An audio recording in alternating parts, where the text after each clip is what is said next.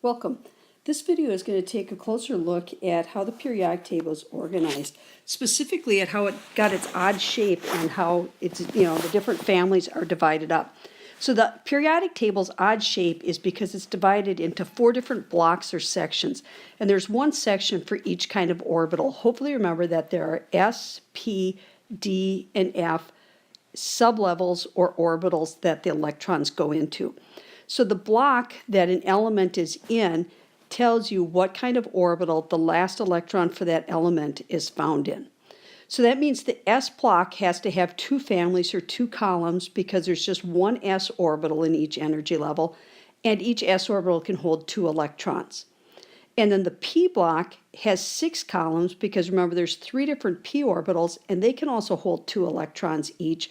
So you'll have a total of 6 electrons going into a P orbital for energy levels 2 and up. So that has to be 6 columns wide. The D block with 5 D orbitals has to have 10 columns, and the F block with 7 F orbitals has to have 14 columns. So here's what I'm talking about when you look at this chart here. The first 2 columns or families are known as the S families because hydrogen is filling up the 1s orbital. When you come around to family 2, or to period 2, I should say, you're filling up the 2s, and then the second one in the 2s, 1 electron in the third s, second electron in the third s, and so on. The one exception is helium here really could be here just as easily in family 2, and some periodic tables do put it in family 2, just like hydrogen is over here in the metal family, even though it's a non-metal, because it behaves more like the 1A family. So hydrogen or helium could also be in the 2A family, but usually you see it over here with the noble gases because helium's not very reactive.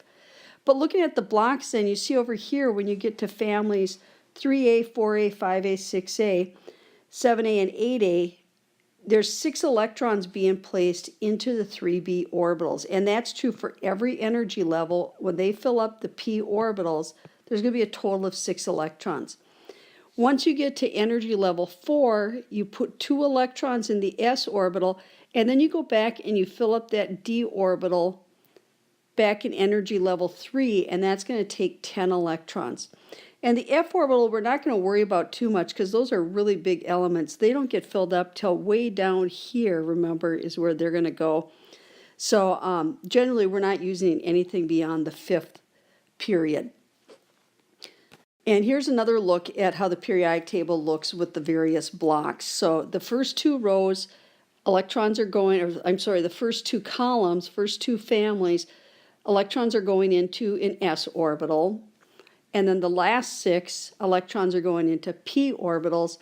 And then these middle transition elements, electrons, last electrons going into either a D orbital or an F orbital. How do we use this? We're going to look at a few examples here. For example, you could use the periodic table and determine the block, period, and group 4, argon 4s2. Well, how can I possibly do that without using the periodic table? It's really not that hard. If I look right here, the last electron is going into an S orbital, so that means this is an S block element. The period is going to be whatever the biggest coefficient used is, so it's got to be a period 4 element. And then the group, I can look at how many families I've gone over. I've put just 2 electrons in, so this is in group 2, which also happens to be the same as 2A. So here I have a try it very much like the example I just did. So you may want to pause and see if you can figure out the block, the period, and group for each of these. And it says not to use your periodic table, but if you use your periodic table, not a big deal. The idea is, do you understand what the noble gas configuration is telling you about your element? So if you want to try, go ahead and pause here. Otherwise, I'm going to continue with my solution. So for the first element, I can see that my last electron goes into a P orbital, so that makes this a P block element. I can also see that all the electrons went into the second energy level, so it's a second period. And as far as the group, I've got a total of 3 electrons, but they're only in the S and the P, so this is a group 3A because it's only filling up S and P orbitals. And then look at my second example. Again, I can see my last electron went into the P block. This time all the electrons are going into the third period. That's not always the case. And again, if I add up the 2 and the 4, I have 6 electrons total. And so this is a 6A since they've all gone into S and P orbitals.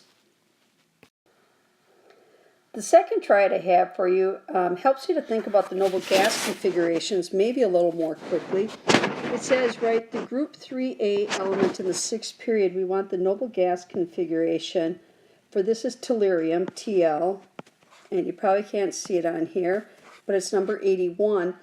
But when I look at this, I know that this is in the p orbital, so my last electron should be going into the 6p. And in fact, as I look here, I really don't even need to use the Aufbau chart for this because I know I have xenon.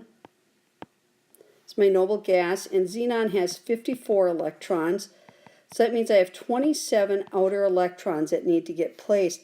And look at my periodic table now, I realize that these 2 rows are going to fill up the 6s2, which leaves me another 25. This space here reminds me that I go back and fill up, I go all the way back to the 4f and put 14 electrons in. So now I'm down to 11. And then I go back to the 5d and I put 10 electrons in there, which leaves me with just 6p1. And that's exactly what we expect on the position of this, is that the last electron would be going into the 6p1. And I could do something similar if I look at the halogen in the 5th period. So first of all, I have to know halogen is family 17 or 7a. And in the 5th period then, the halogen is iodine. And if I take a look at my table, I see that iodine is number 53. And the noble gas before is krypton. And based on its position, this is in the P family. And I've got 1, 2, 3, 4, 5 electrons in the P family. So again, you can use your Aufbau diagram if you want to, but you really can do this. The Aufbau diagram is built right into the periodic table. So I'm going to fill up the 5s2. And this time, with the 5th family, or the 5th period, I mean, I don't go down to the F, I go back to the 4D, 4D10, I should be counting my electrons here. Krypton took care of 36 of my electrons, which leaves me 17 electrons. Use 2, use 10, so now I have 5 electrons left, and I'm filling up the 5p with those last 5.